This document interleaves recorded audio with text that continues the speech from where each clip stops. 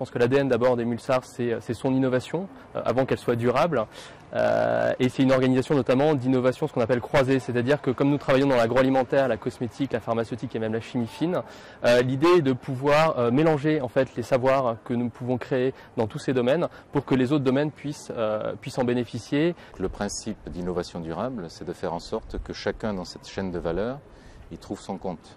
D'accord ? Il n'y a aucune raison à ce que celui qui est client de l'un soit pressurisé par son fournisseur et vice-versa. Puisque l'important, c'est que l'intégralité de cette chaîne de valeur soit durable, soit profitable et soit économiquement performante.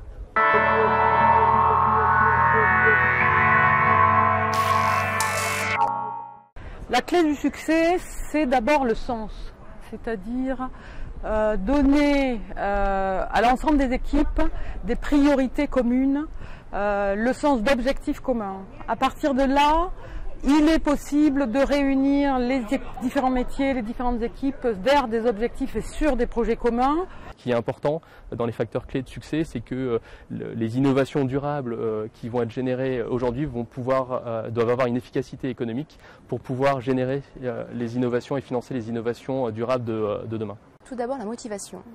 Clairement, c'est des sujets sur lesquels il faut être motivé pour travailler. Donc on en trouve beaucoup en interne. Il y a beaucoup d'équipes qui sont motivées, notamment les jeunes générations, qui sont très sensibles à ces sujets-là. Il faut aussi du partage de l'information. On ne peut pas faire grand-chose tout seul. Donc on a vraiment besoin de partenaires, de fournisseurs, des clients pour avancer ensemble. Voilà, je pense que c'est important. Et puis il faut une volonté du top management. L'important, c'est de dire dans quel modèle de société voulons-nous vivre et quel modèle de société veut-on mettre en avant. Et une fois qu'on est convaincu d'un modèle de société, les différents éléments de ce qu'on peut appeler la durabilité, l'innovation durable, le développement durable, peu importe le terme qu'on lui met derrière, se mettent en place de fait.